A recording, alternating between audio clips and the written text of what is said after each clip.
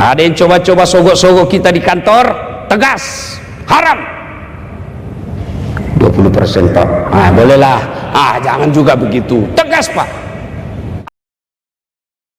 Bapak Ibu saudara-saudara sekalian, teristimewa Bapak Gubernur Bank Indonesia beserta istri yang insya Allah dimuliakan dan dirahmati oleh Allah Subhanahu wa Ta'ala, amin. Hijrah apabila dimaknai dengan sejarah pindahnya Rasulullah dari Mekah ke Madinah, itu hanya sekali terjadi sepanjang dunia ini. Tapi hijrah dimaknai sebagai konsep hidup, maka dia berlaku 24 jam di mana dan kapan saja. Kalau peristiwa hijrah oleh Rasulullah itu di Mekah dan Madinah. Kalau hijrah kita sekarang di mana dan kapan saja bisa terjadi. Sesungguhnya dari 3 tagline yang ditulis di bawah ini itu terwakili dalam kejadian hijrah. Latar belakang hijrah itu bukan membela agama, bukan membela kekayaan, bukan membela pangkat jabatan, tapi apa yang diselamatkan? Iman. Saudara-saudara sekalian, kalau Anda hidup di Jakarta, lahir dan besar, membangun rumah, membuat perusahaan, tiba-tiba disuruh pindah ke Sulawesi, tentu berat. Tapi sahabat dan Rasulullah pada waktu itu, ketika Allah perintahkan, Muhammad, saatnya kau hijrah dari Mekah ke Madinah, sikap manusia waktu itu satu, ada yang menolak. Wah, bahaya kalau saya pindah ke Mekah, ke Madinah. Nanti kalau di Madinah, bagaimana hidup saya? Kalau saya tetap di Mekah, minimal ada tetangga saya bisa tempat minjam. Kalau nanti saya di Madinah, bagaimana saya angkat kredit? Tidak ada kenalan di sana. Ternyata Allah jawab keraguan itu. Jangan kau cemas, dunia ini milik saya. Jangan kau cemas, dunia ini saya persembahkan kepadamu. Maka pindahlah sahabat yang beriman. Ada juga yang salah niat. Ayo kita hijrah, mudah-mudahan di sana kita dapat jodoh. Ini anak muda ini. Ada juga yang katakan, mudah-mudahan di sana bisnis kita lebih lancar. Ada yang begitu. Ada yang berkata, sami'na wa ta'na. Apa kau perintahkan Rasul, kami ikut. Muncullah hadis Nabi, innamal a'malu binniyat. Pindahmu tergantung dari niatmu. Kalau niat kau dagang, kasih kau dagang. Kalau kau niat untuk dapat jodoh, dapat kau jodoh. Tapi kalau kau niat lillahi ta'ala, dapat dagang, dapat jodoh, dapat juga amal. Pribadi yang baik adalah sahabat namanya Umar bin Khattab, dan yang kedua Abu Bakar Siddiq. Hebatnya Abu Bakar Siddiq, begitu diperintah hijrah. Coba lihat saudara-saudara, adik-adik nih. Abu Bakar Siddiq tokoh di Mekah, bangsawan, terkenal, kaya, disuruh pindah, tidak satupun barangnya dia ambil. Dia tinggalkan, hidup bersama Rasulullah sallallahu alaihi wasallam, pergi bersama Rasul. Ya Pak God, pergi bersama Rasulullah. Dia tinggalkan semua hartanya, dia tinggalkan kebangsawanannya, dia tinggalkan popularitasnya. Tengah malam rela menemani Rasul hijrah, dikejar-kejar. Kira-kira kalau di Indonesia ada enggak sahabat seperti ini? Pejabat tinggi, kaya, terkenal, mau bersama ulama tengah malam pindah. Ada kira-kira? Oh, Bapak lihat aja ulama bawa amplop, bawa map, langsung sumbangan. Yang kedua, Umar bin Khattab. Kalau sahabat yang lain sembunyi-sembunyi hijrah, apa yang terjadi dengan Abu Bakar, Umar? Beliau pergi ke depan Ka'bah, tempat-tempatnya kumpul kafir Quraisy, dia pidato. warga Mekah, ayuhan nas, saya Umar bin Khattab hari ini mau hijrah, mau pindah ke Madinah. Siapa yang mau berpisah antara kepala dengan badannya, silakan kau halangi saya. Siapa yang mau janda istrinya, silakan kau halangi saya. Terang-terangan Umar bin Khattab. Kenapa? Umar bin Khattab waktu itu Pak terkenal di Mekah, Arab Jahiliyah waktu itu. Salah satu tradisinya setiap pekan ada lomba berkelahi, dan Umar bin Khattab tidak pernah kalah. Tidak ada yang berani. Ini Umar bin Khattab pribadinya, amar ma'ruf nahi mungkar, terang-terangan, sampai Nabi menjelasi, memberi gelar Umar bin Khattab Al-Faruq. Apa artinya? Yang secara jelas membedakan antara hak dan haram. Umar bin Khattab. Mari kita lihat pribadinya. Satu, pribadi Abu Bakar Siddiq, yaitu cinta kepada Rasulullah sallallahu alaihi wasallam melebihi cintanya kepada diri dan keluarganya. Ini aja dulu kita cinta. Cinta kepada Nabi. Bagaimana ekspresi kita cinta kepada Nabi? Mari kita cinta Nabi.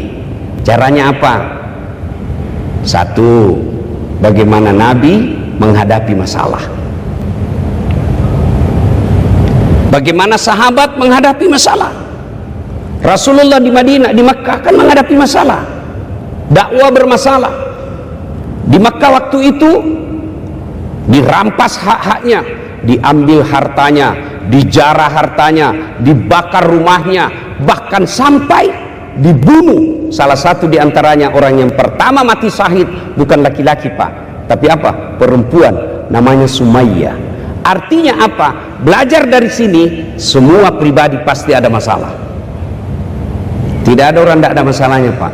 Bahkan saya lihat di depan saya semua ini, muka-muka penuh masalah Pak. Mana ada orang tidak ada masalahnya? Ini ibu-ibu ini, muka-muka penuh masalah juga ibu-ibu ini. Ini yang bicara, penuh juga masalah Pak. Bapak pikir tidak ada masalah saya? Banyak juga masalah. Coba lihat dulu kita Pak. Coba lihat, waktu kita kuliah apa masalah? Mau sarjana. Sudah sarjana apa masalahnya? Mau jadi pegawai. Sudah pegawai, selesai masalahnya, mau jadi kepala bagian. Sudah jadi kepala bagian, mau jadi kepala dinas. Sudah kepala dinas, mau jadi sekda.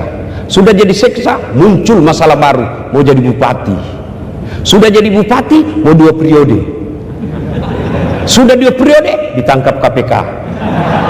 Tidak ada orang tidak ada masalahnya Pak. Semua kita punya masalah. Coba, ini yang bicara, ada masalah saya Pak. Apa masalah saya? Semenjak saya viral, banyak janda-janda yang curhat.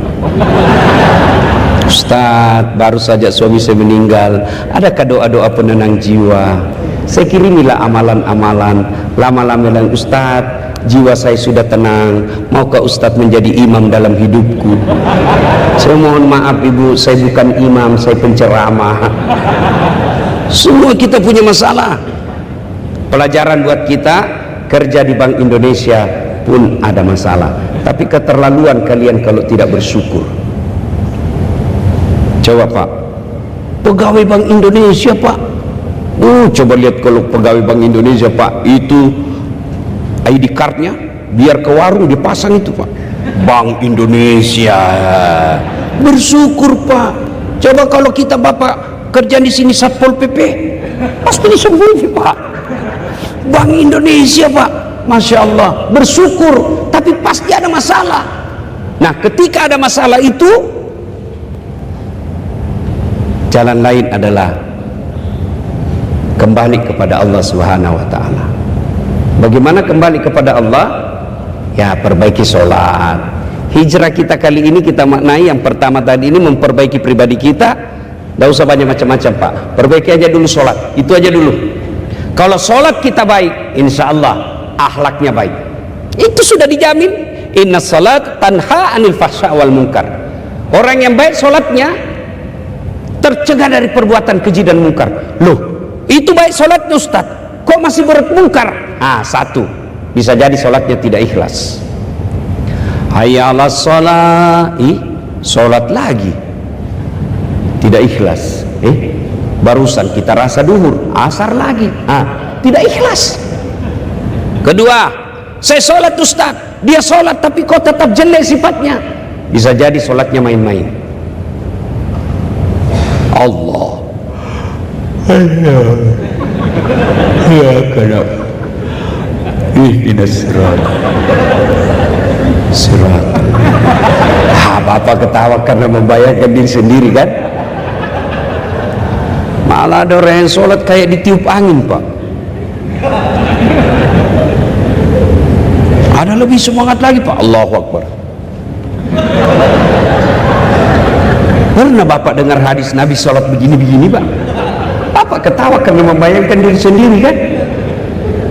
Sholat. Maka hijrah kali ini, ayo hijrah sholat kita menjadi lebih baik. Saya sholat Ustaz, betul ibu sholat, tapi kudungnya sudah 7 kali Muharram tidak pernah diganti. Putih bukan, coklat bukan, hitam bukan, sudah ada tumbuh-tumbuh sudah di sini. Masih itu masih kudungnya yang seperangkat alat sholat waktu menikah. Ya, maka hijrah menjadi pribadi yang baik. Ayo perbaiki sholat kita, mulai dari cara kita wudhu. Jangan sampai wudhu kita masih sambil ngobrol. Bahkan ada yang wudhu sambil menyanyi. Cikampek Tasikmalaya. Tidak pernah diajarkan. Pribadi yang baik, ayo kita mulai. Sholat kita menjadi lebih baik. Orang yang baik sholatnya, insya Allah akan bagus akhlaknya. Ustaz, itu sholat, tapi mencuri di kantor. Apa dia curi? Kertas 1 rim. Oh itu coba kalau dia sholat televisi dia curi. Maka Fatihah tadi. Lagi. Kemudian Abu Bakar Siddiq, apa pribadinya lagi? Kita sambung lagi dengan Pak Gubernur tadi. Derma, sedekah. Ayo mari kita mulai hijrah dari pribadi yang pelit menjadi pribadi yang dermawan. Percaya tuan-tuan, tidak ada orang suka orang pelit. Saya mau tanya ibu-ibu, senang suami yang pelit atau dermawan? Dermawan. Adik-adik remaja, senang calon suami yang pelit atau dermawan? Dermawan. Teman-teman, senang sahabat yang pelit atau dermawan? Untuk tidak ada orang suka orang pelit. Bahkan orang pelit sekalipun tidak suka sama orang pelit. Iya toh. Tidak usah ke rumahnya, pelit, padahal dia juga pelit. Maka pribadi yang baik, ayo dermawan. Dan tolong carikan saya yang Bapak kenal, ada ndak yang bangkrut karena dermawan? Cari. Ada Bapak pernah dengar, Ustaz, itu di komplek dulu yang warna rumahnya putih, kaya dulu itu Ustaz, cuma karena dermawan dia bangkrut. Nggak ada. Berderma. Kalau tidak bisa berderma dengan harta, dermalah dengan akhlak mulia. Dermalah dengan tutur kata yang santun. Tidak bisa derma dengan harta, dermalah dengan ilmu, dermalah dengan akhlak. Kalau kita tidak bisa berderma dengan duit, tapi berusahalah berderma dengan duit. Caranya apa? Misal bapak-bapak, ibu-ibu nih, jangan sampai suaminya bersedekah, ibu tidak pernah sedekah. Di akhirat nanti nafsi-nafsi. Caranya gimana? Hari Jumat ibu, kita hijrah ya, mulai Jumat ini akan datang. Ibu bikin nasi goreng, nasi campur, bikin 10 bungkus. Tidak bisa Ustaz, 5 bungkus. Tidak bisa, 3 bungkus. Kirim ke masjid. Tulis 1 imam, 1 khatib, 1 muadzin. Tulis di situ. Lalu sambil ketika dibawa doa, ya Allah, mudah-mudahan Jumat depan saya bisa 10 bungkus. Tidak mungkin Allah tidak kabulkan. Adik-adik, ibu-ibu dulu nih, Bu, ibu, ini emas berlian yang ibu pakai, nanti kalau ibu meninggal siapa yang pakai? Anak? Bukan, istri kedua. Iya Bu. Oh begitu ibu meninggal, dicabut itu cincin sama suhu. Ini cincin pernikahan kita dulu Bu, tidak mau keluar, dikasihnya sabun. Diambil lagi gelang kita, ini dulu usia pernikahan kita yang ke-15, saya belikan kau di Singapura. Diambil lagi kita punya kalung, ini waktu kita umroh sayang. Terakhir gigi palsunya ibu pun dicabut. Dia bungkuslah dalam bungkus baik-baik, dimasukin laci. sambil menangis, terlalu cepat kau tinggalkan saya, ibu. 3 bulan kemudian reuni teman SMA, ketemu temannya yang sudah janda. Oh, itu cincinnya ibu diambil dari dagang senang hati, dia bungkus kembali, dia kasih pita-pita, dia kasih ini. Dek, ini istriku punya, sudah meninggal, kau pakailah ini. Daripada dipakai istri kedua, mending ibu sedekah.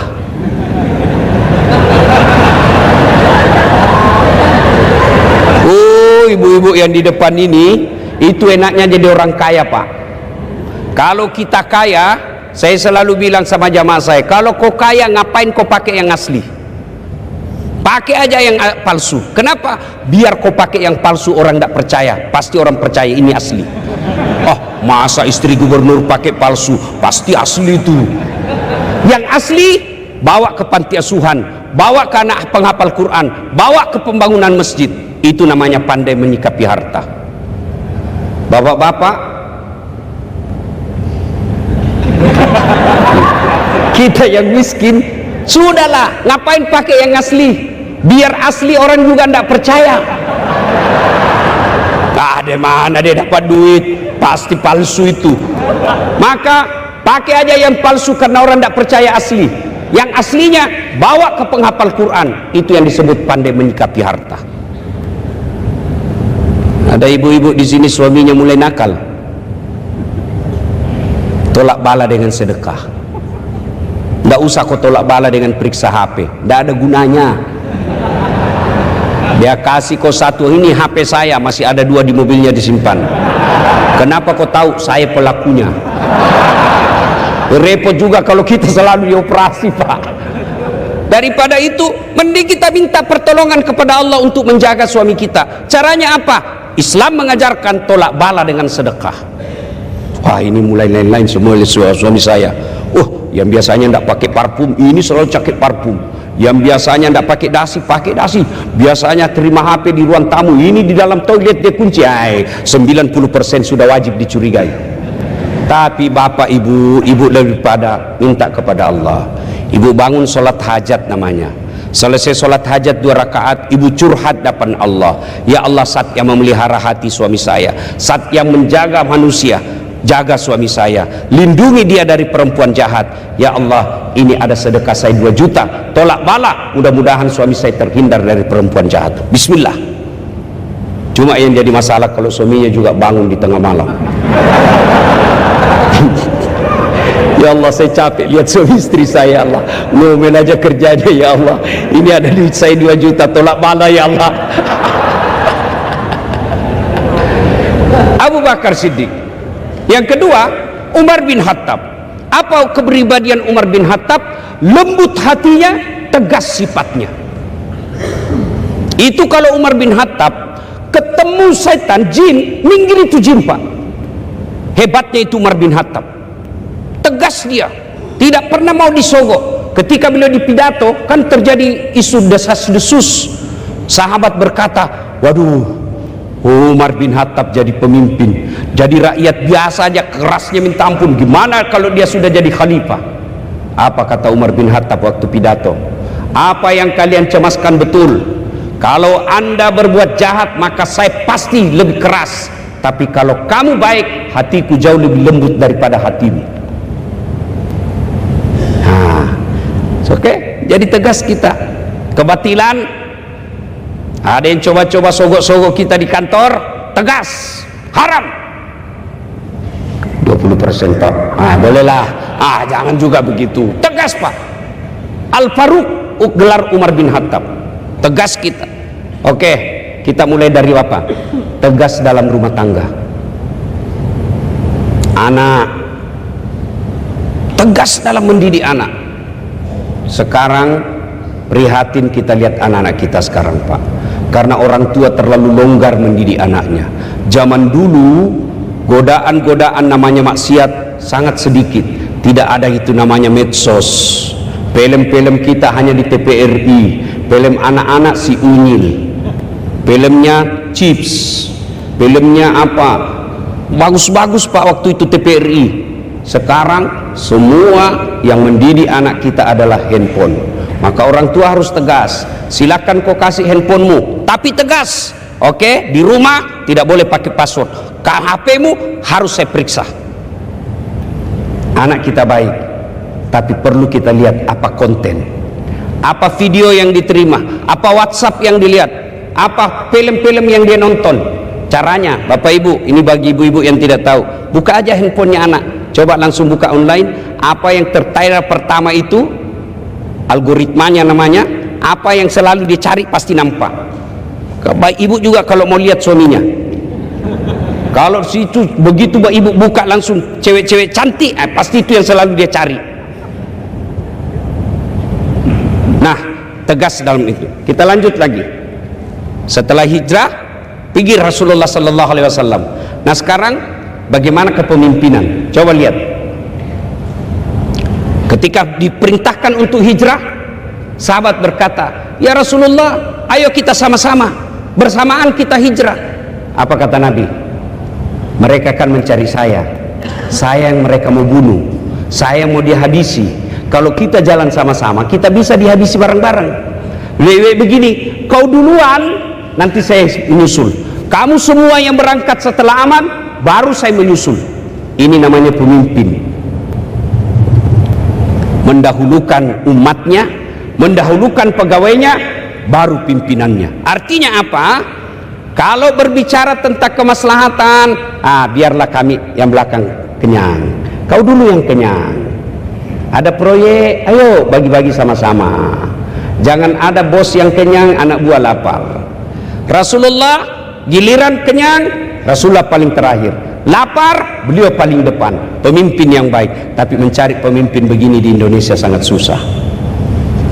Kenapa susah? Karena rakyat juga mau disogok. Tapi lain kali kita bahas ini. Ya. Sudah pindah Rasul, sampailah di Madinah. Apa yang pertama Nabi bangun? Apa yang pertama Nabi bangun setelah sampai di Madinah? Di Madinah, coba dengar sahabat. Yang muhajir, apa kata orang-orang muhajir? Anu dulu, kaum Ansor dulu, kaum Ansor orang Madinah.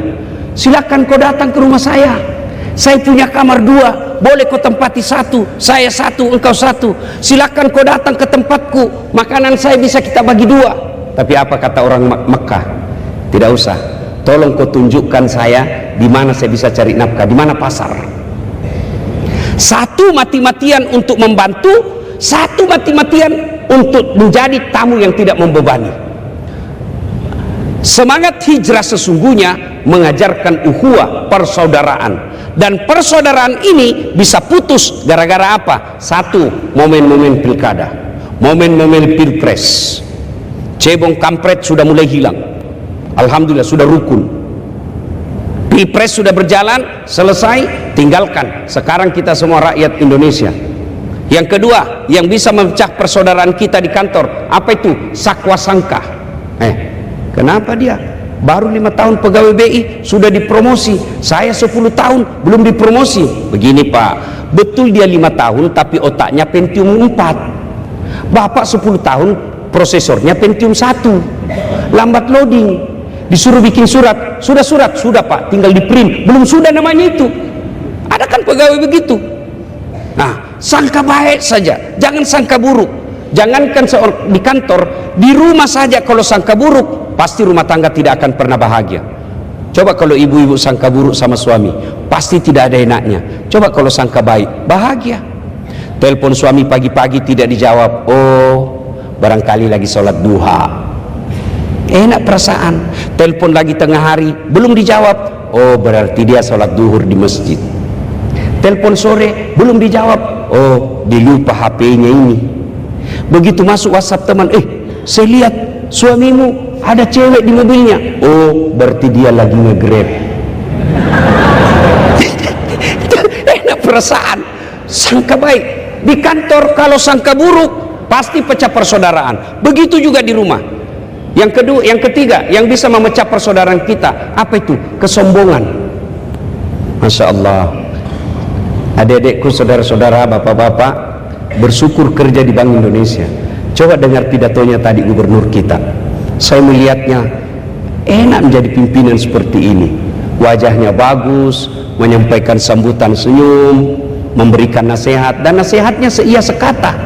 Ada pejabat, oh jangan korup, tapi dia korup. Ada pejabat, dia katakan harus sopan santun, tapi kasar ngomongnya. Coba lihat gubernur kita. Sepanjang pengetahuan saya, selama beliau jadi gubernur Bank Indonesia, paling sering melakukan pengajian. Coba bandingkan, Pak. Saya saja bukan pegawainya, saya paling sering lihat, oh ada lagi pengajian. Dan semenjak beliau gubernur BI di daerah wilayah-wilayah yang lain, sering saya diundang pengajian. Alhamdulillah. Ibu-ibu, bapak-bapak, punya pemimpin seperti ini kita mesti syukuri. Nah, yang berikutnya, saudara bapak ibu, saudara-saudara sekalian, nah, yang ketiga, apa amalan yang perlu dilakukan di bulan Muharram ini? Satu, doa. Bulan Muharram itu Allah kabulkan doa-doanya nabi-nabi yang bermasalah. Nabi Adam dipertemukan dengan Siti Hawa setelah 200 tahun berdoa. 200 tahun berdoa baru dipertemukan di padang Arafah. Satu di Irak, satu di India. 200 tahun saling mencari, Allah terima ampun permohonan maafnya, dipertemukan di padang Arafah 10 Muharram. Nabi Nuh bebas dari banjir 10 Muharram. Nah, jangan menghalalkan segala cara. Jangan galau, bang. Baru saja kudoakan kau dalam salat duhaku 8 rakaat, bang. Salam sayang selalu dari istrimu di rumah. Itu suami kalau dapat WhatsApp begini, bu, langsung dikasih lihat semua satu ruangan. Istri soleha. Ibu-ibu pernah WhatsApp begitu suaminya? Paling WhatsApp dia, jangan lupa singgah beli gas. Bapak ketawa karena pernah alami kan? Jangan gengsi, Pak. Ustadz juga saya sering begitu, Pak. Karena suatu ketika saya pulang ceramah, mamanya cek WhatsApp, Ustadz habis pembalut. Aduh, mati saya nih. Ustadz kondaktir tengah malam terpaksa singgahlah saya di warung. Saya berdoa mudah-mudahan tidak ada yang kenal saya, mudah-mudahan tidak ada yang kenal saya. Begitu saya biasa di kasir, langsung kasir, cewek pula, Ustadz beli pembalut. Langsung saya bilang, daripada saya yang hamil. Itu. Ayo saudara-saudara sekalian, ya. Jadi hal ini bulan Muharram banyak berdoa, dan berdoa tidak harus bahasa Arab. Berdoa bahasa ibu, kata Nabi. Daripada pakai bahasa Arab tidak ditahu artinya, nanti bingung malaikat. Apa maksudnya ini, bu? Lain di bibir, lain di hati. Ya nangislah dia, ya Allah. Bingung malaikat, apa maksudnya ini, bu? Mau dilindungi suaminya, ternyata doa yang dia baca doa minta hujan. Jadi tidak mesti bahasa Arab. Boleh ibu berdoa begini, ya Allah, engkau sudah tahu apa yang ku mau, maka kabulkan. Boleh. Nah, minta. Nah, kalau diajarkan hadis, tangan kanan kiri seperti ini, Pak. Makin besar hajat kita, makin tinggi. Makin besar, makin tinggi. Ustadz, kenapa dia berdoa begini? Banyak sekali dia minta itu. Nah, lalu kalau selesai berdoa, Ustadz, kenapa mesti begini? Amin ya rabbal alam. Itu variasi saja. Boleh tidak begini? Boleh. Kenapa ke muka? Lebih mantap, Pak. Lebih nyambung. Masa kita amin ya rabbal alamin? Kan tidak nyambung. Ya, berdoa. Yang kedua, yang dianjurkan Nabi di bulan Muharram ini adalah sedekah. Bersedekah, tadi sudah kita bahas. Yang ketiga, berpuasa. Yang disunahkan 10 hari di bulan Muharram. Tidak bisa juga, Ustadz, minimal 3. Tidak bisa juga minimal 10 Muharram. Tidak bisa juga, jangan terlalu berharap masuk surga. Berpuasa. Yang berikutnya, di bulan Muharram ini, setelah berpuasa, maka yang kita lakukan lagi adalah bersilaturahmi. Nah, bagaimana mitos, Ustadz? Mitos seperti kita orang Jawa misalnya, cuci keris, cuci benda pusaka, itu dulu tetua kita belum tahu, maka mudah-mudahan Allah maafkan. Tapi kita sekarang sudah mitos seperti itu sudah mulai kita tinggalkan. Ada juga yang mengatakan bulan Muharram itu jangan bikin pengantin, ya, jangan buat acara-acara pengantin, jangan masuk rumah, itu salah. Justru sebaliknya, bulan Muharram bulan penuh kemenangan, maka sebaiknya melakukan kebaikan-kebaikan. Ibu bapak saudara-saudara sekalian, pada akhirnya hijrah kalau dalam arti sejarah sekali saja, tapi hijrah dalam arti konsep kehidupan selalu dan kapan saja bisa kita lakukan. Terakhir sekali, hijrah bermakna, kalau kita maknai tobat, maka di bulan Hijriah ini juga, bulan Muharram ini juga perbanyak bertobat. Tobatnya cara satu, perbanyak istighfar, la ilaha illa anta subhanaka inni kuntum minadz zalimin. Yang kedua, memperbanyak sholat sunat tobat. Kapan caranya sholat sunat tobat, Ustadz? Selesai sholat maghrib nunggu isya. Misalnya bapak ini menghindari macet, kalau pulang ini selesai maghrib macet, bapak sudah selesai sholat maghrib di masjid ini misalnya, nunggu sampai jam 8, nunggu sampai isya.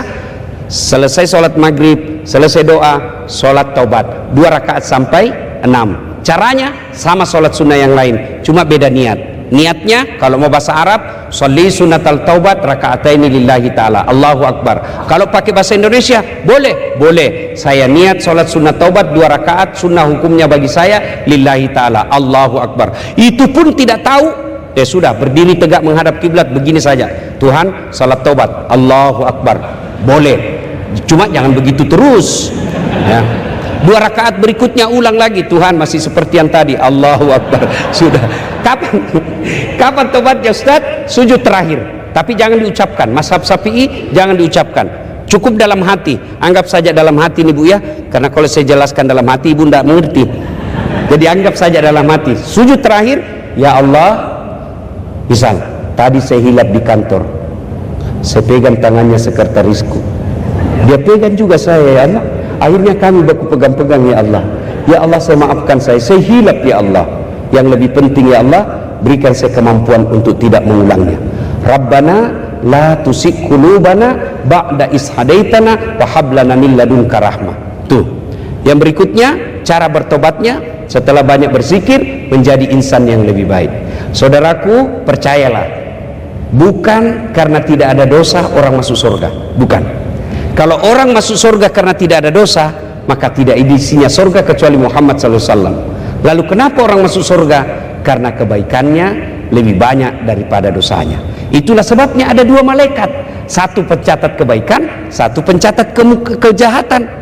Nanti ditimbang, kalau kebaikannya lebih berat daripada dosanya, meskipun selisihnya 0,1%, masuk surga. Maka makna hijrah, ayo kita tinggalkan kesalahan-kesalahan, kita tinggalkan yang jelek-jelek, kita memperbanyak kebaikan-kebaikan. Kebaikan diantaranya bermulalah dengan memperbaiki kualitas sholat kita. Semoga ada manfaat, lebih dan kurangnya mohon dimaafkan. Usikum wa nafsi bitaqwallah, fastabiqul khairat. Assalamualaikum warahmatullahi wabarakatuh.